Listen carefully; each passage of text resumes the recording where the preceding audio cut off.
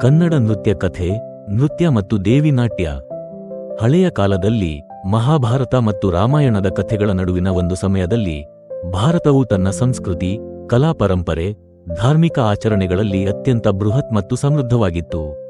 ಈ ಸಮಯದಲ್ಲಿ ನೃತ್ಯವು ಕೇವಲ ಒಂದು ಕಲೆಯ ರೂಪವಾಗಿರಲಿಲ್ಲ, ಅದು ದೇವರ ಆರಾಧನೆ, ಧರ್ಮದ ತತ್ವಗಳನ್ನು ಸಾರಲು ಮತ್ತು ಭಕ್ತರನ್ನು ಕಾಪಾಡಲು ಬಳಸಲಾದ ಶಕ್ತಿಶಾಲಿಯಾದ ಒಂದು ವಿಧಾನವಾಗಿತ್ತು.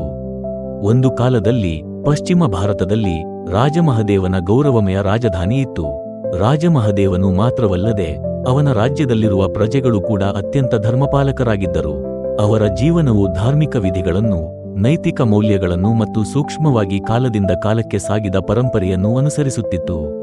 ಆದರೆ ರಾಜಮಹದೇವನ ಮನಸ್ಸಿನಲ್ಲಿ ಆಧ್ಯಾತ್ಮಿಕತೆಯ ಮೇಲ್ಭಾವನೆ ಮತ್ತು ಸದ್ಭಾವನೆಗಳನ್ನು ಹೆಚ್ಚು ಶಕ್ತಿಯುತವಾಗಿ ಅಭಿವ್ಯಕ್ತಗೊಳಿಸುವ ಯಾವುದೇ ವಿಧಾನವಿದ್ದರೆ ಅದು ಅತ್ಯಂತ ಉತ್ತಮ ಎಂದು ಅವನು ನಿರ್ಧರಿಸಿದನು. ಹಣ, ಸೌಕರ್ಯಗಳು ಮತ್ತು ನಿತ್ಯದ ರಾಜಕೀಯ ವ್ಯವಹಾರಗಳ ಹೊರತಾಗಿಯೂ ರಾಜಮಹದೇವನು ತನ್ನ ರಾಜಧಾನಿಯಲ್ಲಿನ ಮೌಲ್ಯಮಾಪನವನ್ನು ಹೆಚ್ಚಿಸಲು, ಭಕ್ತರನ್ನು ತಲುಪಲು ಮತ್ತು ದೇವರನ್ನು ಇನ್ನಷ್ಟು ಸಮರ್ಪಕವಾಗಿ ಆರಾಧಿಸಲು ಒಂದು ಮಾರ್ಗವನ್ನು ಹುಡುಕುತ್ತಿದ್ದ. ಅವನು ಗಮನಹರಿಸಿದ ಮೊದಲ ವಿಚಾರವೇ ನೃತ್ಯದ ಆಧ್ಯಾತ್ಮಿಕ ಶಕ್ತಿಯ ಬಗ್ಗೆ. ಅವನು ಎಂದಿಗೂ ಕೇಳಿದ್ದ ನೃತ್ಯವು ದೇವರ ಪ್ರೀತಿ ಮತ್ತು ಶಕ್ತಿಯನ್ನು ಪ್ರತಿಬಿಂಬಿಸುತ್ತದೆ ಎಂಬ ಆಲೋಚನೆಗಳನ್ನು ತನ್ನ ಹೃದಯದಲ್ಲಿ ಅರಿತುಕೊಂಡು ಪವಿತ್ರ ದೇವಿಯ ನಾಟ್ಯವನ್ನು ಪ್ರಾರಂಭಿಸಲು ಅವನಿಗೆ ಬೇಕಾದ ಗುರು ಅನಿವಾರ್ಯವಾಗಿತ್ತು. ಆ ಸಮಯದಲ್ಲಿ ಪುರಾತನ ಕಾಲದ ಪ್ರಭಾವಿ ನೃತ್ಯಗುರುಗಳಾದ ಗುರು ವಿವೇಕನಾಥ, ದೇವಿಯ ನಾಟ್ಯವನ್ನು ಕಲಿತವರು ಮತ್ತು ಈ ತತ್ವಗಳನ್ನು ಆಳವಾಗಿ ಅನುಸರಿಸಿದ್ದವರು, ಬೃಹತ್ ಗೌರವ ಹಾಗೂ ಜ್ಞಾನವನ್ನು ಹೊಂದಿದ್ದವರು.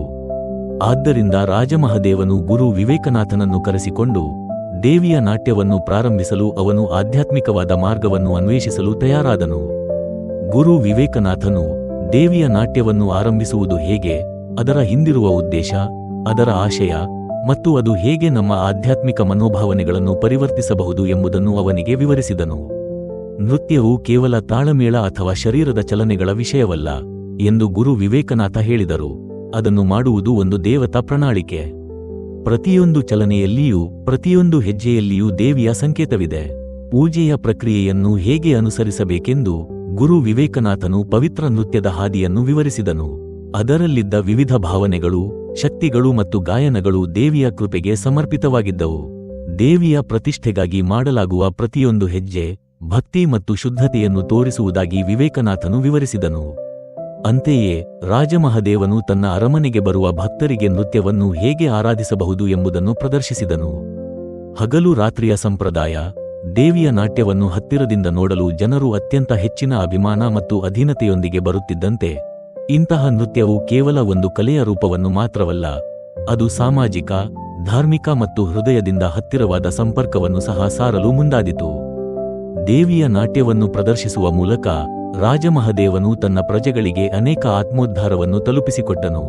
ದೇವಿಯ ನಾಟ್ಯದಲ್ಲಿ ಒಂದೊಂದು ಹೆಜ್ಜೆ, ತಾಳಮೇಳ, ಭಾವನೆಗಳು ಅದೆಷ್ಟು ನಿಖರವಾಗಿ ದೇವರ ಆರಾಧನೆಯನ್ನು ವ್ಯಕ್ತಪಡಿಸಿದರೆ, ಪ್ರತಿ ನೃತ್ಯ ಭಾವನೆ ಪ್ರೇಕ್ಷಕರ ಹೃದಯದಲ್ಲಿ ದೇವಿಯ ದಯೆಯಿಂದ ತುಂಬಿದಂತೆ ಅನಿಸಿಕೊಂಡಿತು.